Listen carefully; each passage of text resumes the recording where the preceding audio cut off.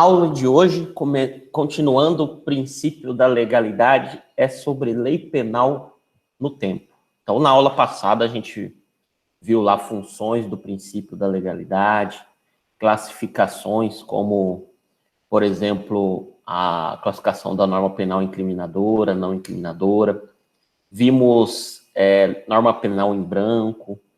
E hoje a gente vai falar de lei penal no tempo, algo que a gente comentou na aula passada, que envolve o princípio da anterioridade. É uma aula tranquila, vão surgir nomes novos aqui, mas eles são tranquilos. Eu trago situações exemplificativas para melhorar a compreensão, e depois do término da explanação, eu vou deixar um recadinho aí sobre um arquivo que tem lá no Cigar, que eu lembrei agora.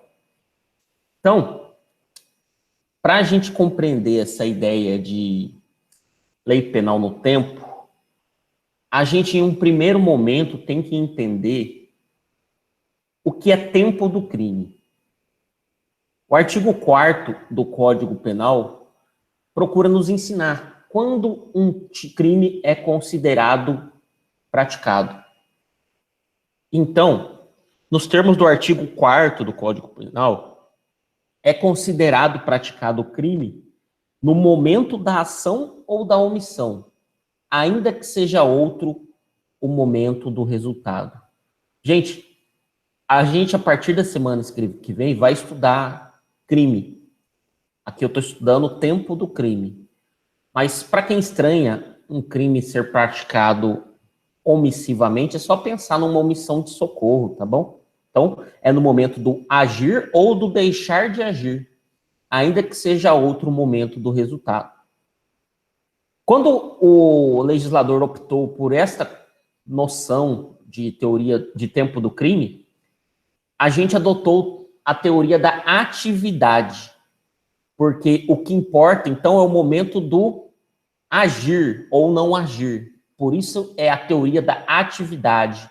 O nosso código, em relação ao tempo do crime, não adotou a teoria do resultado, é da atividade, pois, nos termos do artigo 4º, considera-se praticado o crime no momento da ação ou omissão, ainda que seja outro o momento do resultado. Ainda que seja outro momento do resultado. Qual que é a relevância prática disso daí? Gente, olha o exemplo que eu trago aqui.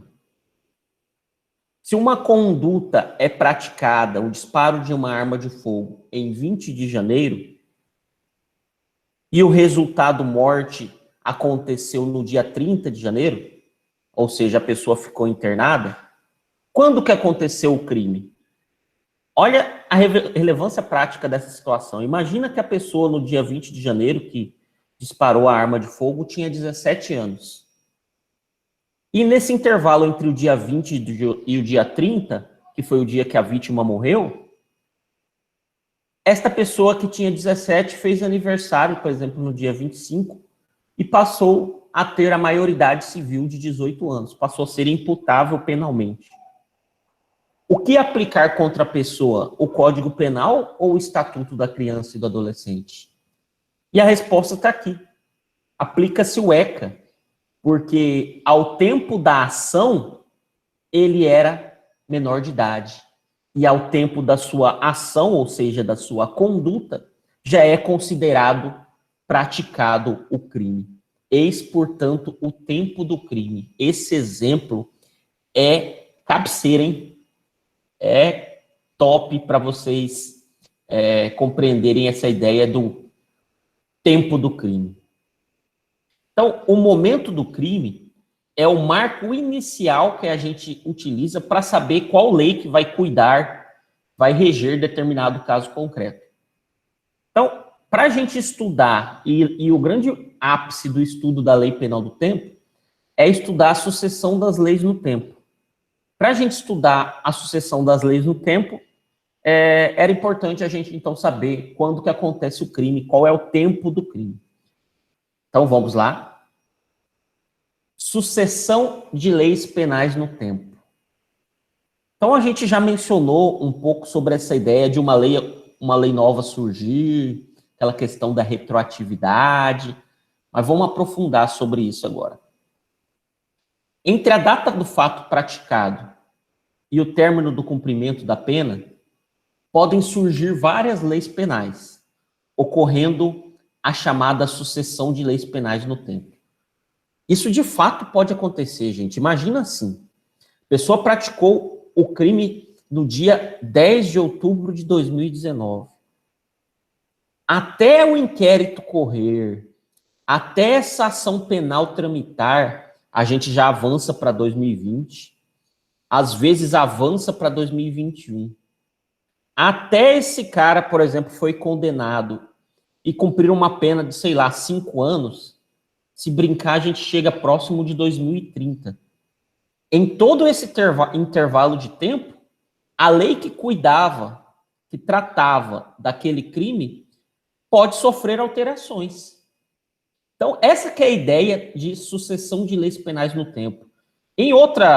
Sob outra ótica, como a gente já citou exemplo aqui para vocês, pode ser que, na verdade, nem seja uma sucessão, seja uma inovação legislativa, possa surgir uma nova lei que trate sobre determinado assunto. Ou pode ser que aquilo que era crime deixe de ser crime. Aqui eu trago, então, algumas situações que eu vou exemplificar a partir de 4 hipóteses. Então, a sucessão de leis penais no tempo pode gerar 4 situações bem distintas. Vou falar das 4 facinho, gente, facinho.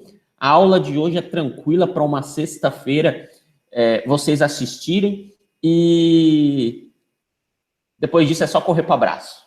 Então, a primeira situação é a abolitio criminis. Gente, dá para compreender a ideia disso só pelo nome, sabe aquele chutômetro na hora da prova, que você lê o nome e tenta fazer uma interpretação do nome? Abolitio criminis, abolir o crime. Artigo 2º caput do Código Penal.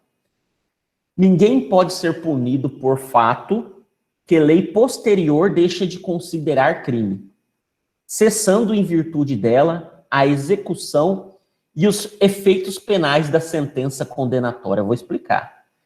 Mas percebam a ideia deste artigo 2º. Eu transformo ele num conceito e depois num exemplo. Então, ocorre o fenômeno da abolitio criminis quando o legislador, atento às mutações sociais, resolve não mais continuar a incriminar determinada conduta, retirando do ordenamento jurídico penal a infração que a previa. Então, a gente já citou aqui, inclusive, exemplo para vocês. O crime, que era crime, na verdade, de adultério. Chegou um momento que o legislador falou, opa, em razão das mudanças na sociedade, isso não passará mais a ser crime. Acontece que alguém pode estar cumprindo pena, respondendo um processo pelo adultério. E aí, o que vai acontecer? Olha aqui, então, o exemplo que eu trago, e esses tracinhos eu quero que vocês tratem como se fosse uma linha do tempo. Então, a linha do tempo está passando, aí alguém praticou uma conduta que era considerada crime. Por exemplo, crime de adultério. Aí o tempo continuou passando, veio uma lei B e revogou aquele crime, descriminalizou aquela conduta. Né? Aquela conduta que era crime deixou de ser. Aí vem aquela ideia que a gente comentou na aula passada. Em razão desta descriminalização, esta lei B vai retroagir para beneficiar o réu. Ela é benéfica? Lógico que é. O cara está respondendo por um crime, o cara está cumprindo uma pena, então a lei B vai retroagir. Olha que interessante. Qual que é a consequência, então, que está nesse exemplo? A lei nova, que aqui a gente trata como lei B, retroagirá alcançando fatos passados. E aqui vem uma observação bem interessante. Mesmo que acobertado pela coisa julgada. Gente, o que significa isso? Mesmo que acobertado pela coisa julgada. Mesmo que o processo já tenha se encerrado, já tenha a expressão que a gente utiliza, transitado em julgado, não caiba mais recursos, o cara já está cumprindo a pena, mesmo assim é interessante que a lei nova retroaja para atingi-lo. Por quê? Primeiro, ao retroagir, vai ser extinta a punibilidade dele. Ele não vai precisar cumprir mais nada. Além disso, olha a questão da coisa julgada como é importante. Com a retroatividade, vai ser retirado o nome dele do rol de culpados. E, portanto, aquilo que era considerado reincidência, caso ele venha praticar outro crime, não será mais. Então, ele vai ficar limpo, clean, zerinho, perante o Estado, né, perante o Poder Judiciário. Então, a lei nova retroage e não respeita a coisa julgada. Limpa o cara de vez. Se ele está cumprindo pena, vai deixar de cumprir, vai ser extinta a punibilidade dele. Se ele estiver já condenado, aquela condenação, e ele já até tido, vamos pensar que ele já até tenha terminado de cumprir pena, vai retroagir para retirar a reincidência dele. E é interessante o seguinte, nessa ideia de retroagir, sempre lembrar, como a gente vai ver nas outras hipóteses, que é uma retroatividade em favor do réu. Isso daí é importantíssimo nesta primeira hipótese, tá ok? Então, cuidado, cuidado. Estamos falando então aqui que o abolício criminis retroage para beneficiar o réu e desaparece os efeitos penais da condenação. Acontece, gente, que a condenação criminal gera para o sujeito, isso vocês estudam bastante em Direito Processual Penal 3, mas observação que é importante, gera para a vítima um título executivo. Então, a sentença criminal, com base nela, a vítima pode pegar ela e entrar com uma ação indenizatória perante a vara civil, pedindo, por exemplo, danos morais, porque aquilo já foi considerado crime, a pessoa foi condenada e agora quer um ressarcimento em dinheiro. A abolício crime desaparece os efeitos penais, tá? Mas não desaparece os efeitos civis, até por ser uma outra esfera do direito. O título executivo judicial, que é a sentença dada à vítima, será mantida. Então, se há uma discussão a respeito de indenização por aquela conduta, mesmo que ela já seja deixada de ser considerada como crime, vai ser mantida essa discussão indenizatória, porque mesmo que, e a questão é lógica, ao meu ver, mesmo que tenha sido deixado de ser crime, o fato aconteceu, né? Só não é mais punido em direito penal, mas pode ter uma indenização em direito civil. Então, esta é a primeira hipótese envolvendo lei penais no tempo. Qual é a segunda situação? É a que está prevista no artigo 2º, parágrafo único do Código Penal. Novatio legis em melius. Ah, professor, que nome difícil. Tá mastigadinho aqui para você nesses slides, gente. E outra, aqui também dá para você tentar compreender o latim. Nova lei para melhor. Novatio legis em melius. Vamos ver o que diz o parágrafo único do artigo 2º. A lei posterior, que de qualquer modo favorecer o agente, aplica-se aos fatos anteriores, ainda que decididos por sentença condenatória transitada e julgada, que, como eu falei, é a sentença que não cabe mais recursos. O que é, então, essa ideia de novatio legis em melius? Eu comentei um exemplo dela na aula passada também. A primeira hipótese a gente viu de uma lei nova que descriminaliza a conduta, deixa de ser crime. Mas, às vezes, a lei nova não abole o crime, mas traz algo para beneficiar o réu, como, por exemplo, diminuir a pena daquele crime. Então, isso é novatio legis em melius. É uma lei posterior que, de qualquer modo, favorece o réu sem abolir o crime. O fato, gente, continua sendo criminoso, mas de uma forma mais leve, mais branda. E o exemplo está aí. trabalhando com essa linha do tempo que eu fiz com carinho para vocês. Tá passando o tempo, eu vou lá e pratico uma conduta criminosa. Na época que eu pratiquei a conduta criminosa, estava em vigência uma lei que estabelecia uma pena de 5 a 10 anos para esta conduta. Estou cumprindo a pena, né, com base nesse parâmetro, o juiz deu uma pena, sei lá, para mim de 7 anos, imagine isso, uma pena em concreto. Vem uma lei B e trata que este crime passa a ter uma pena de 3 a 5 anos. Opa, o patamar diminuiu. É outro patamar agora. E com a diminuição desse patamar, esta lei B, que é benéfica, retroage para o beneficiário réu. Logicamente que alguém deve estar pensando, nesse exemplo que eu dei, onde já tem uma pena em concreto, vocês vão estudar a dosimetria da pena, como que o juiz chega a essa pena final do sujeito. Mas, de qualquer forma, como a pena que a lei B traz é menor, a lei B vai retroagir e vai exigir que o juiz da execução, que é o juiz que cuida do cumprimento da pena, faça um novo cálculo de pena com base nos parâmetros novos, que com certeza vai resultar numa pena menor. Então, esta ideia de uma nova lei que traz benefícios, também chegamos à conclusão que ela retroage, volta e atinge fatos passados, numa época que ela não estava em vigor. É interessantíssimo isso, gente. E doa a quem doer, acontece para beneficiar o réu. Consequência da lei nova que retroage, que traz algum tipo de benefício. Ela aplica-se a fatos anteriores à sua vigência, já falei isso. E também não respeita a coisa julgada. O que quer dizer que não respeita a coisa julgada? Gente, é o que eu falei. Mesmo que já tenha acabado os recursos, como diz o artigo 2º, parágrafo único, ela vai atingir aquelas pessoas que estão cumprindo pena. Joacir, mas vamos imaginar então que ainda não esteja nessa fase de cumprimento de pena. Esteja na fase de o processo está correndo, aí é mais tranquilo ainda.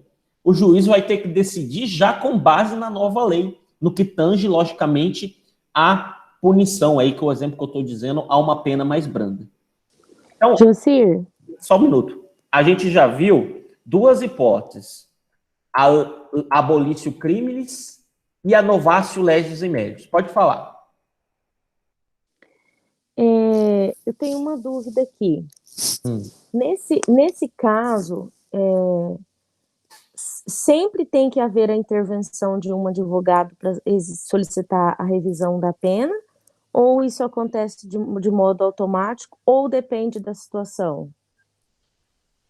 O Estado juiz é inerte, né? A jurisdição é inerte, ela tem que ser provocada, né? Tem que ter algum tipo de provocação, e essa provocação parte da defesa. Boa pergunta. Ok, obrigada. Porque só uma coisa, eu acho que se ela fosse sem provocar, não precisava do advogado, que nem ela mesma agiria sozinha. Sim, mas pelo fato dela de ser uma lei federal, talvez a preocupação dela seja disso ocorrer de forma automática, mas de fato não acontece, né? Até porque, se a gente pensar na enormidade que é o nosso país, né? O juiz tem que ser provocado. Na verdade, o advogado tem que estar atento a essas novidades legislativas, né? É igual a ideia da prescrição, né? Nenhum juiz vai declarar prescrito um processo por ele mesmo, né? Deveria, mas porque a prescrição é uma questão de ordem pública. Na prescrição ele deveria, mas não acontece. Tranquilo, gente. Que bom que vocês estão pegando a ideia da coisa. Ô, Joacir, mas por que o Ministério Público não faz isso? Se já automático que nem ele, já podia fazer automaticamente, certo? O MP é acusação. Hã? O MP é acusação. Sim, não, mas eu digo assim, que nem, não, mas a justiça, que nem esse que você falou lá, que nem já está julgado, o cara já cumpriu a pena, que nem não, e não sai. Que nem, é isso? MP é acusação. MP não é amigo do réu. MP é acusação. A gente às vezes confunde poder judiciário achando que o Estado, o juiz e o MP é a mesma coisa. MP é acusação. Beleza? Beleza. Terceira situação. Novatio legis impegius. Dá para compreender dessa expressão em latim agora, hein, gente? Nova lei para pior, né? Artigo 1º do Código Penal, que a gente já leu, vai ler de novo, e envolve aquela questão da retroatividade maléfica agora. É o caso de uma lei posterior mais rigorosa. Então, a situação agora inverte. Por agravar a situação do réu, ela não retroage, tá? Ah, Jacir, isso é fácil? Tudo bem, é fácil, mas a gente vai ver um novo nominho envolvendo esse assunto daqui a pouco. Então, vamos ler o artigo 1º. Não há crime sem lei anterior que o defina. Não há pena sem prévia cominação legal. Beleza, já vimos isso, é o princípio da legalidade, reserva legal e anterioridade. Então, qual que é a ideia da novatio legis impegius? Olha lá. Então, existiu uma conduta criminosa que estabelecia por meio da lei A uma pena de 3 a 15 anos. Veio uma lei B e aumentou o patamar mínimo só da pena. Isso já implica numa piora? Implica. Porque quando o juiz vai calcular a pena, ele começa do mínimo, gente. Então, a lei B aumentou a pena de 5 a 15 anos. Olha só a expressão que eu vou usar agora. Com essa passagem do tempo e aumento da pena, a lei A, que foi revogada pela lei B, será ultraativa. Ou seja, vai atingir os fatos nas quais ela foi praticada, mesmo depois de ela ter sido revogada, pois a lei B prejudica o agente.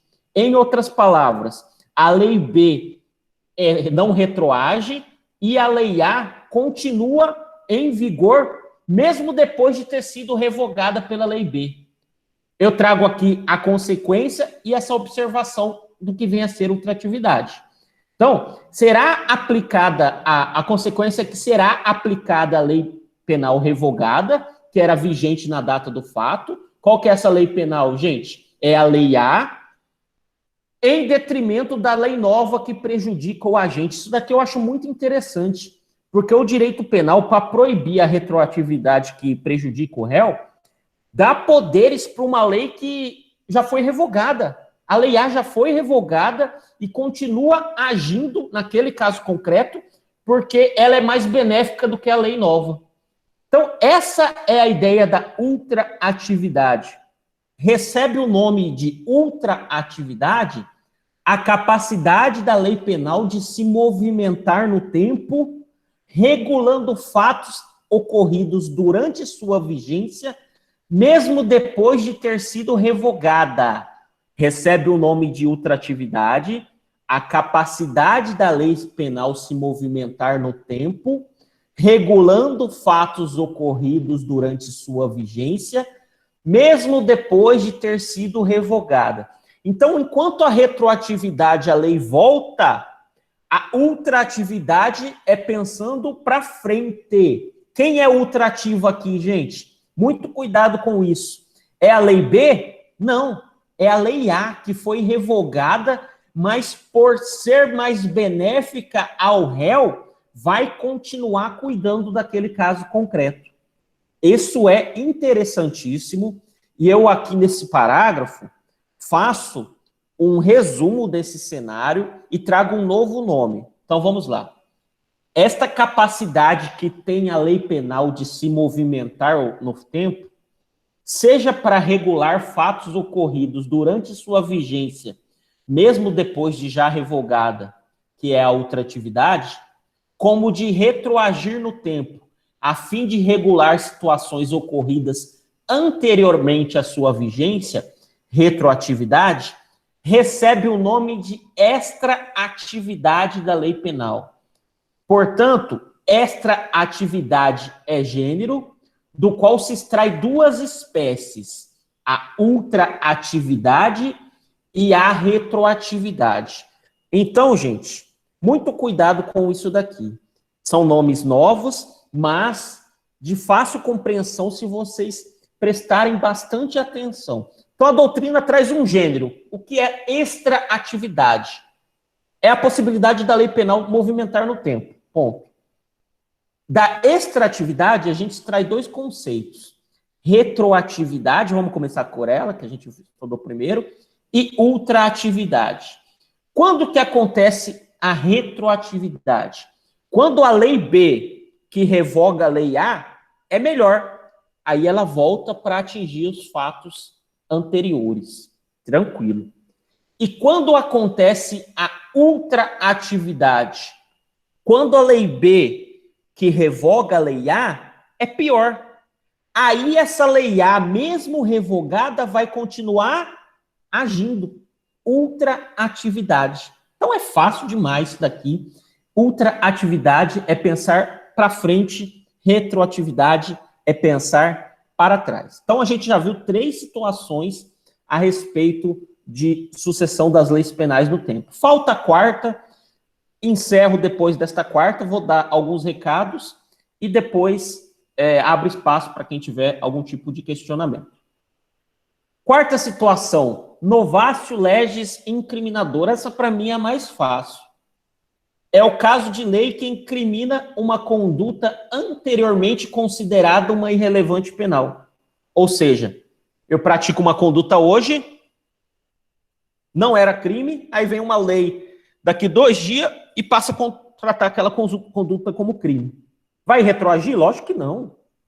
Aqui, para mim, é a clara aplicação do princípio da anterioridade. Porque, até cito ele aqui, a lei nova que cria um crime não retroage para atingir fatos passados. Imagina isso, todo mundo que praticou uma conduta que não era crime ser punido em razão de uma lei nova que surge. Não tem como. Então, é a linha do tempo que eu coloco aqui, gente. A conduta não era crime e tal conduta passou a ser crime por uma lei, a lei A. Essa lei A vai retroagir? Lógico que não. É dessa quarta situação que a gente extrai, como eu disse, o princípio da anterioridade na sua magnitude. Pois é esse princípio que estabelece que não há crime ou pena sem anterior previsão legal. Facinho, né, gente? Vou abaixar aqui, vou interromper a gravação para não ficar muito longa, para vocês conseguirem assistir depois, e vou dar um recadinho.